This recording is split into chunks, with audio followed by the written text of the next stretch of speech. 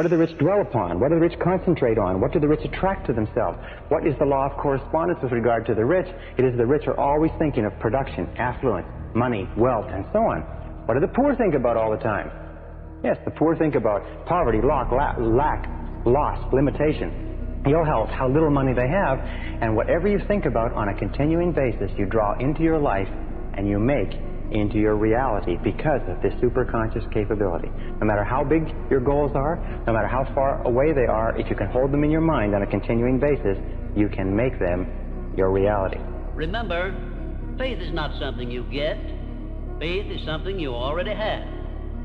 But you may be using it in reverse gear by believing in the circumstances and things you do not want, the things you fear. Remember also that faith is guidance only. It is not a power which will bring you what you want, but a power that can guide you to go after what you want and get it. You have to first ask yourself, am I able to do this? Am I actually able to turn my fantasy into a fact?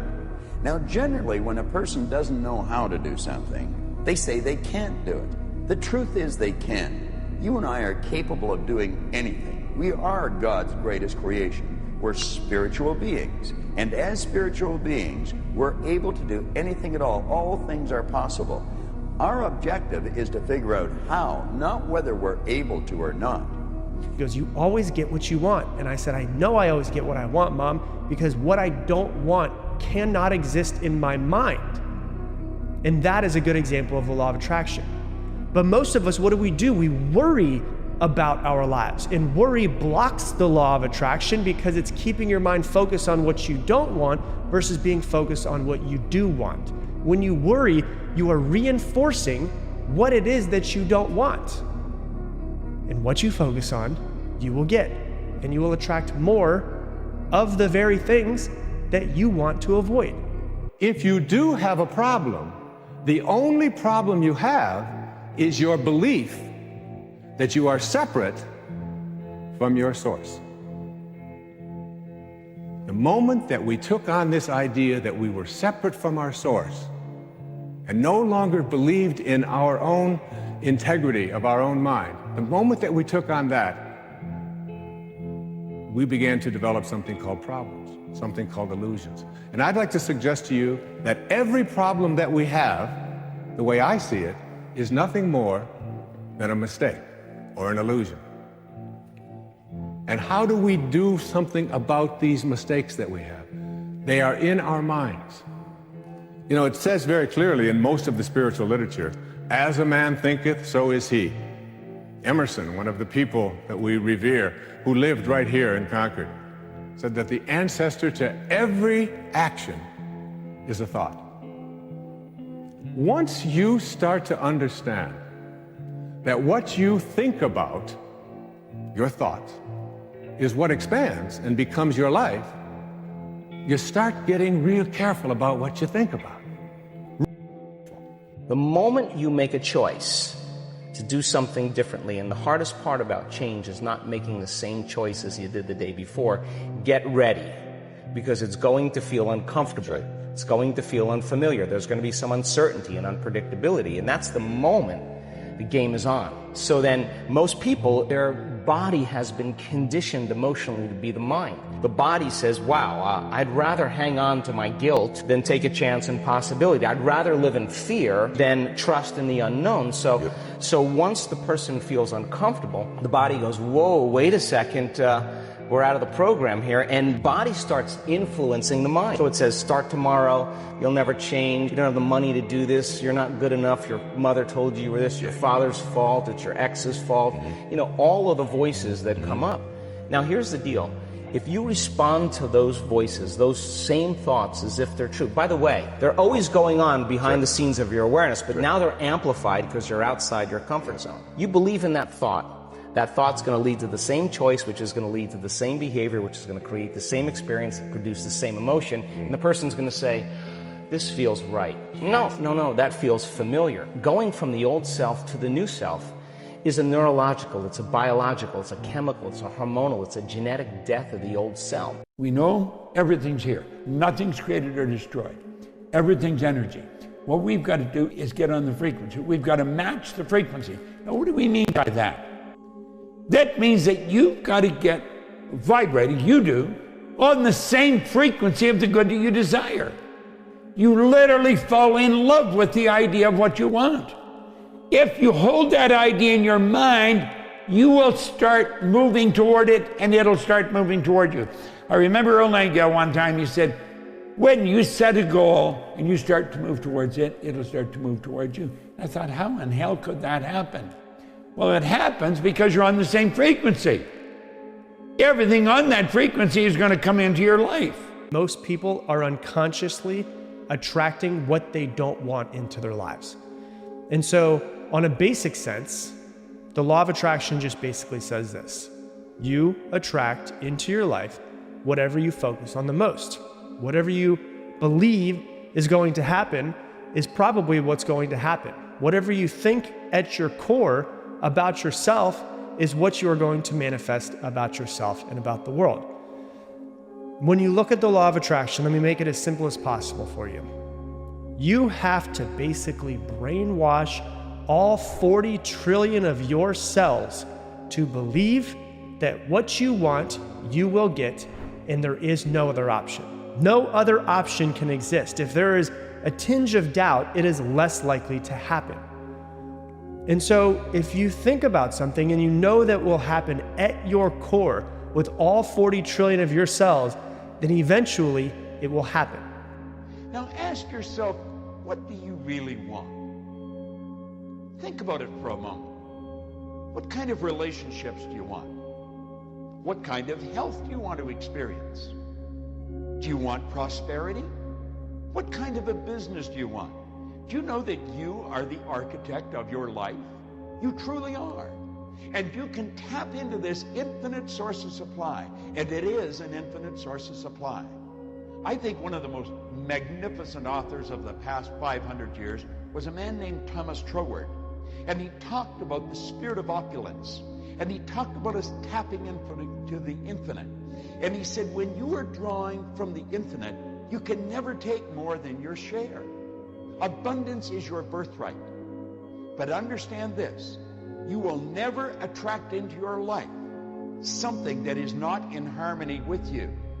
And so if you want more, if you want greater wealth, greater health, more meaningful relationships, make up your mind right now that you're going to build the image of what you want, and you're going to hold on to that image, and you're going to stay in that vibration. This entire universe is an orderly universe.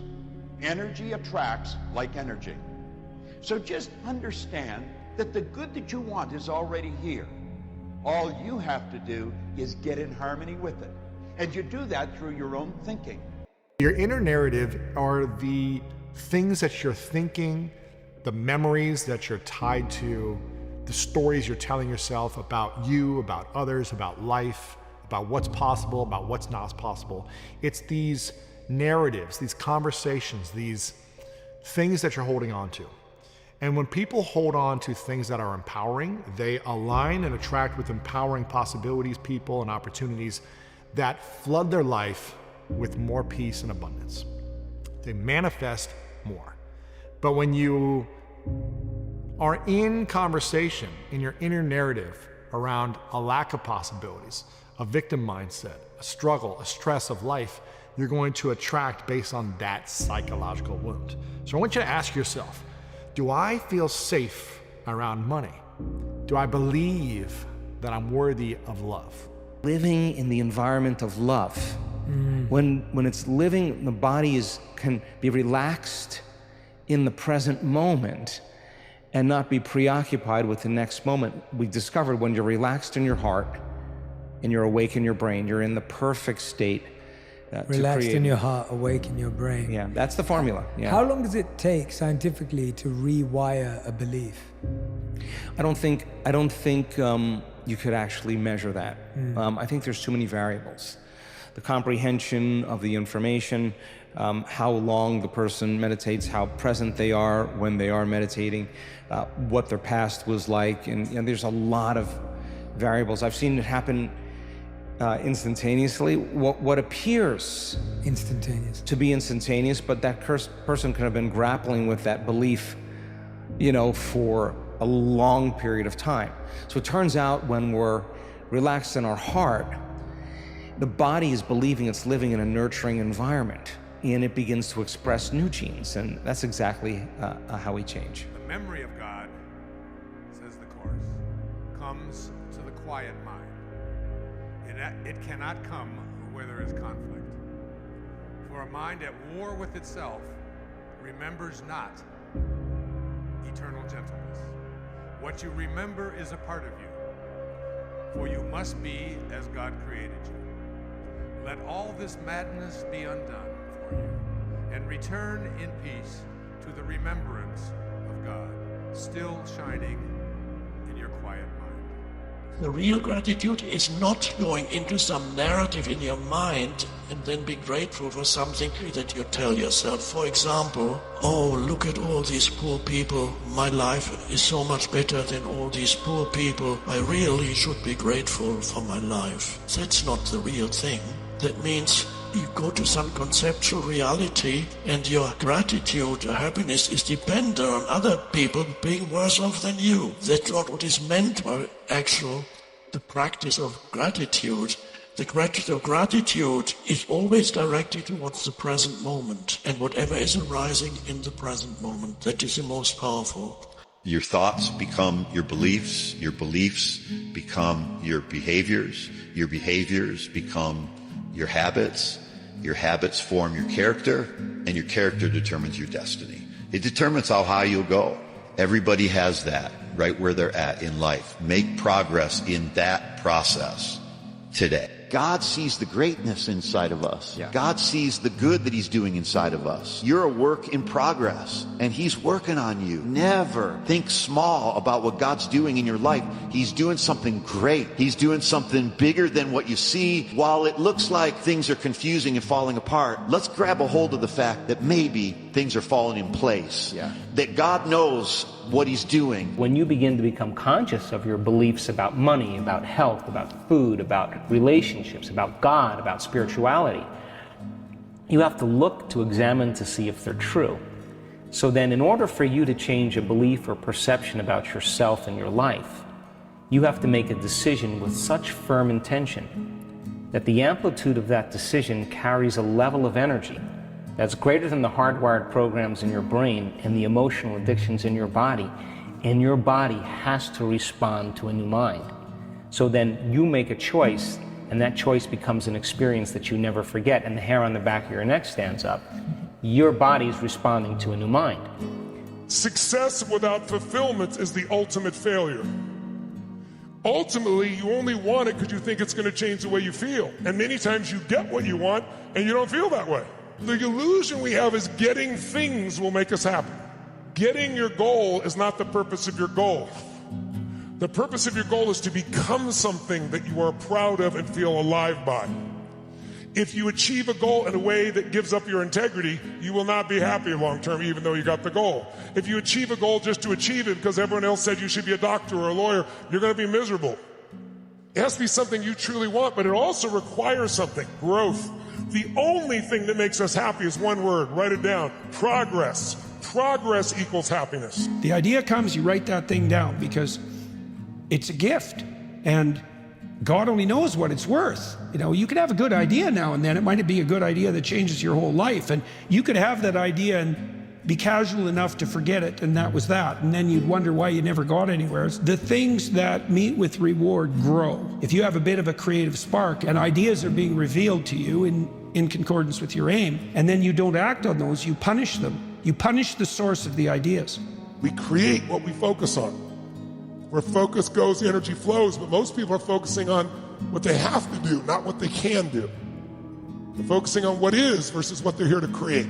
What makes you a leader is you see things as they are, but then you see it better than it is, and you make it the way you see it. You come up with that vision and you make it happen. Any thought, plan, goal, or idea that you hold continuously in your conscious mind and that you intensely desire or intensely fear must be brought into reality by your superconscious mind. whether positive or negative, good or bad for you, if you can hold it continuously, if you can emotionalize it, if you can visualize it, in your conscious mind, the superconscious mind will begin to organize the entire universe of experience around you to draw into your life the people and circumstances necessary to make that idea come true.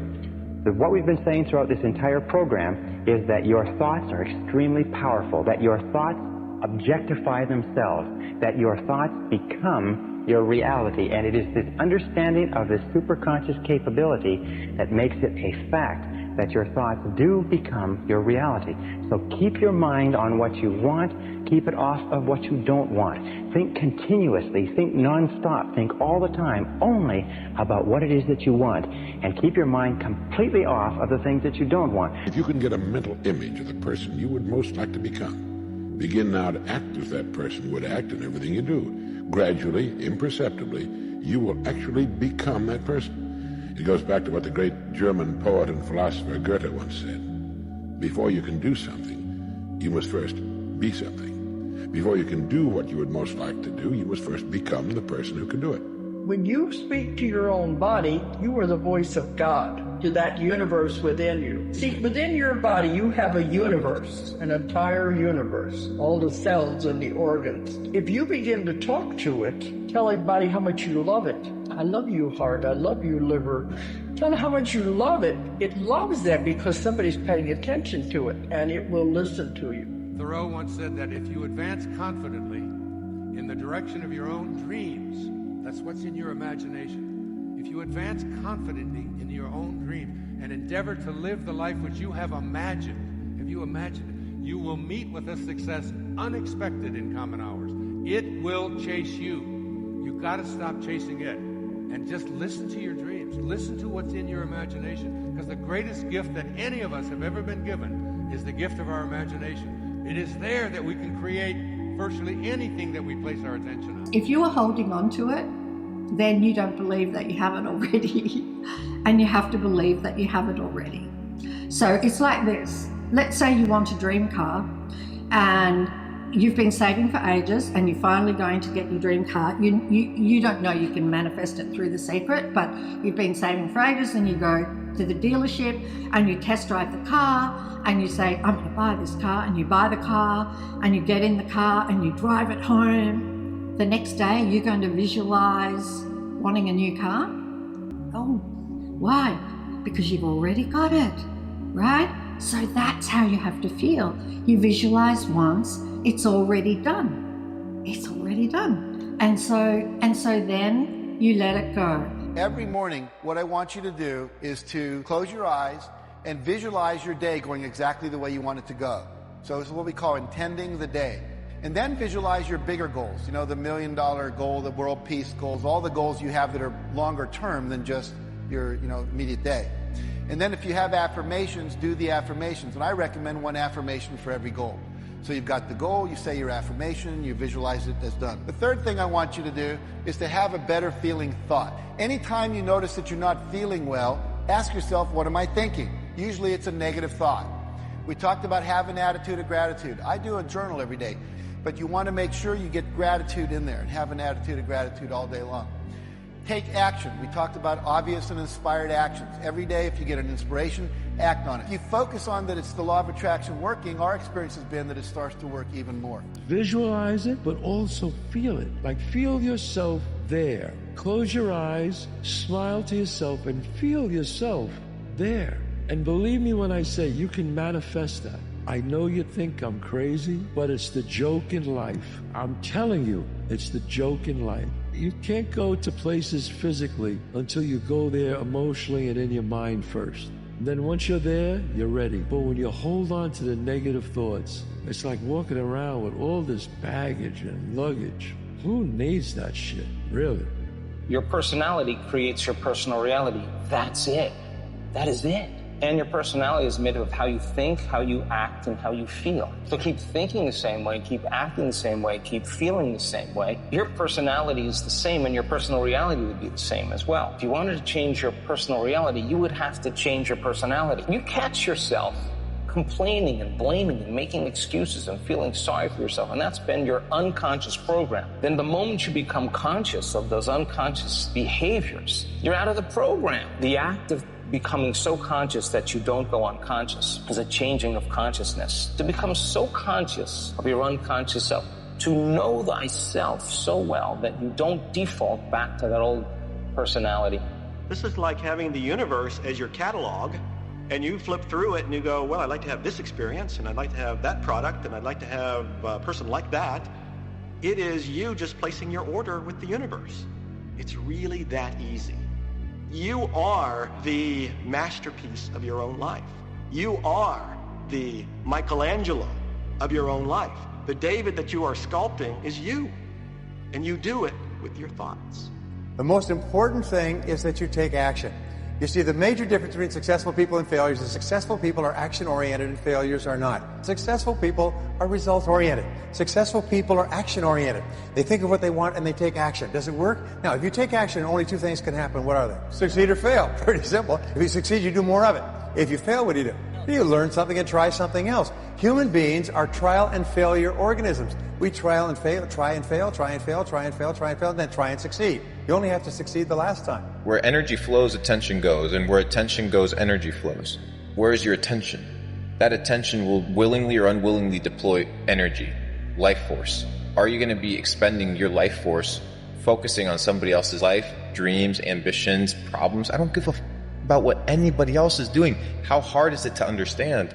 I don't watch people's stories on Instagram. I don't give a damn.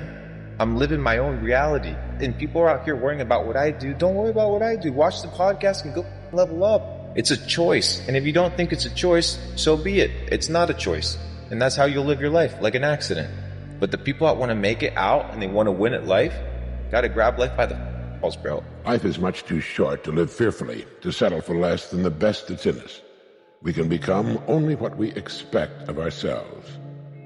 We must act the part before it can become real. Commitment, discipline, and consistency. Why? Because energy loves momentum. You must fully commit. When you go in, it should be, I'm going all in. If you're going all in, that's the intensity of your energy. That's your focused energy. We always say where focus goes, energy flows and results show. So you focus there. But then you focus there, how long you focus there for? And how consistent are you? You focus there just on Mondays? Or you focus there every moment of every day? That intensity of the energy is what manifests. The discipline, it requires discipline to keep that consistency. There's a saying that says, persistency allows you to get it. Consistency allows you to keep it. Be aware, notice everything, but keep to yourself.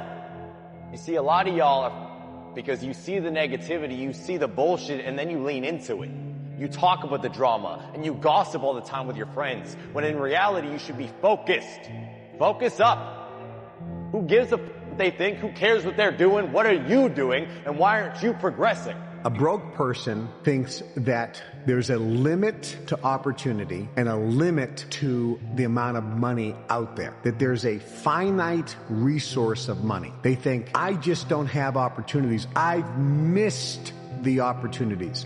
There's this limiting belief around money that poor or broke people have. Rich people, on the other hand, understand this, that money is a renewable resource, which means if they lose all their money today, it's no problem. They can create more. Do you understand this? Do you think that you can create as much money as you want? You don't, do you? You got to bet on you. You believe in everybody else, you clap for everybody else, you support everybody else, you baking cakes and making cookies for everybody else. But when are you going to look in the mirror and believe in the darn person you see? It's about time for you to believe in you. Wherever focus goes, energy flows. When you focus on something continuously, something magical happens. You get insights, don't you? You overhear a conversation and you hear something you wouldn't have heard if you didn't have that outcome or goal that you wanted so badly. Learn to become still and to take your attention away from what you don't want and all the emotional charge around it and place the attention on what you wish to experience. Energy flows where attention goes. You can begin right now to feel healthy. You can begin to feel prosperous. You can begin to feel the love that's surrounding you, even if it's not there. And what will happen is the universe will correspond to the nature of your song. The universe will correspond to the nature of that inner feeling and manifest, because that's the way you feel. Where awareness goes, energy flows. Look at awareness as a glowing ball of light. So imagine your mind as a vast space, and your awareness is a glowing ball of light that's floating through the mind, and you can control where it goes. And if your awareness is going to a particular area of the mind, that's where energy is flowing, because where awareness goes, energy flows. And energy is like water. If whatever I water will start to grow, right? So if I took a watering can and I watered a garden bed, would the weeds grow or the flowers grow? Both, right? Because water can't tell the difference. Energy works the same way. If I put energy to a particular area of my mind, it will start to grow. Most of the limitations we have do not exist in reality. They exist only in your own mind. And one of the starting points of great achievement is to start questioning those self-limiting beliefs and throw them off and act as if they did not exist. You are a creative force. Get the millionaire mindset. If you don't have the millionaire mindset, that money is a renewable resource and that you can create, and it is God, the universe, which is the source of your supply, that gives you the power to get right. If you don't have that mindset, then you're going to have a struggle making your first million and making any large amounts of money. Money is a renewable resource. You can create money. If you aim for success above mediocrity, you will need to learn to act on your own personal initiative, because your success is something which you must achieve for yourself without someone telling you what to do or how to do it. There are two kinds of men who never amount to much: those who cannot do as they are told, and those who can do nothing else. Most people learn how to fail and not to succeed. It's a mindset. It's a mindset. When they developed Tesla, everybody thought, not a new idea. But they were persistent, they were convincing, and they could see something that most people did not see. The same thing with Google, the same thing with Apple. They were providing something that people were looking for, but did not know how to put it together. So if you want to be a billionaire, you have to start thinking what will work and not only what will fail. Billionaires look at their experience and say, this did not work, what can I learn from it? You have to change the way you think. You can do whatever you make up your mind to do. Believe, and you shall receive. Will you please remember that your life is exactly what you make it by your own mental attitude. It's all about focus. I don't care who you are, where you're from, doesn't matter. It's having a focus and having a purpose. Right? You wake up every single day to get better today than you were yesterday. It doesn't matter what you are. You're a basketball player, a hockey player, golf player. Right? You try to reach your full potential by getting better every single day, and that's the quest. We don't experience life. We experience life we focus on. Meaning there's what's wrong is always available, so is what's right. Whatever you focus on, you feel, even if it's not true. If you imagine something horrible is going to happen, you feel it. You're in your body, right? So focus equals feeling. Focus equals reality to the individual. But we can consciously choose what to focus on. Having positive expectations is one of the most powerful techniques you can use to become a positive person and to ensure positive outcomes and better results in your life. Your expectations become your own self-fulfilling prophecies. Whatever you expect with confidence seems to come into your life. Since you can control your expectations, you should always expect the best. Expect to be successful. Expect to be popular when you meet new people. Expect to achieve great goals and create a wonderful life for yourself. A goal or something you want to accomplish is that the moment that you focus in on what you want to do, that's when you begin to have energy to do it. A distracted person lacks energy. And when they get to the thing they need to be focusing in on, they don't have the energy to get. But when a person says, no, this is the one thing I'm going to do, and they set their mind to it, they set their eyes on it, they set their hand to do it, all of a sudden energy begins to fill their life. Why? Because what you focus on, what you concentrate on, what you desire to accomplish, once your eyes are fixed on that, it begins to energize you and you begin to see the possibility of making it happen.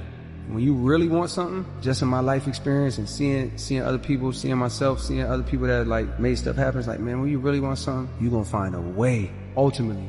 every single day is about winning that battle against yourself. And it might not be today or next year or 5 years or 10 years, but this thing takes priority and precedent over all other things. You have to want it. You have to want to be better. When you realize you have to make this shit work or you're falling on your face, it's a different kind of grind, a different kind of mentality, a different kind of person, a different side of you that you've never seen before that comes out when you go all in. Everybody has the desire to do something, but they don't have they don't know how to really complete the process of dedicating themselves and having the discipline to do it. You want to reach your goal? How to reach the goal the quickest? Be focused with your energy, meaning be focused with the mind. Don't lose the goal from the mind. Whatever you do from the moment of waking up until the evening, whatever you do, keep the goal in the mind. Nothing changes in the winner's mind. Do you understand that? You have to be obsessed. You have to be mission focused. You have to be driven by something greater than what average people are driven by. Stay focused and stay in the studio, stay working, stay grounded, stay humble, keep making money and stack it high as you can stack it, no matter what anyone around you says. Your destiny, when you identify with your destiny, you have to be maniacal. You have to be uncompromising. It don't matter how much it feel like it ain't gonna work. Complete delusion. You gotta believe the delusion because it's only delusional until it works. So is it really delusional? A motherfucker only gonna call it delusion until it don't work for nobody else to see, but for the whole world to see. And then once the world see it, there's nothing delusional about it. Now, your delusion becomes, oh, he was a genius. We didn't see it when he saw it. We didn't understand it when he did. We thought this motherfucker was crazy. Once you start to understand that what you think about, your thoughts, is what expands and becomes your life, you start getting real careful about what you think about. Real careful. So that when you have a thought that says, gee, I got a sniffle. It's in my nose, but tomorrow it'll probably be down here in my throat. And on Wednesday, it's probably going to be here in my chest. Always seems to happen this way. And on Thursday, I'm going to have a fever. I get one every time. You can just about count on it. I'm going to have to take Friday off. Now, it's Monday morning, and you got a sniffle, but in your mind, in your thoughts, you're taking Friday off with a fever, and lo and behold, your body begins to react to this thought, which is just a mistake of the intellect to begin with. What's your dream? What do you want in life? You want happiness and joy? You want material things? You want super health? You want a great relationship? You can have it all. The external world you're living in, the conditions, experiences, is a reflection of what is within you. If you get within you pure and beautiful, the external world will change. But you have to change the inside first, and then give yourself time to succeed. When you change the inside first, it's like planting seeds. You don't plant a seed, walk out the next day and go, where's the tree? You planted the seed. You have to water it and fertilize it and give it time. And then it sprouts. And then you give it time. And it gets the sun. And then it begins to grow. That's how things manifest.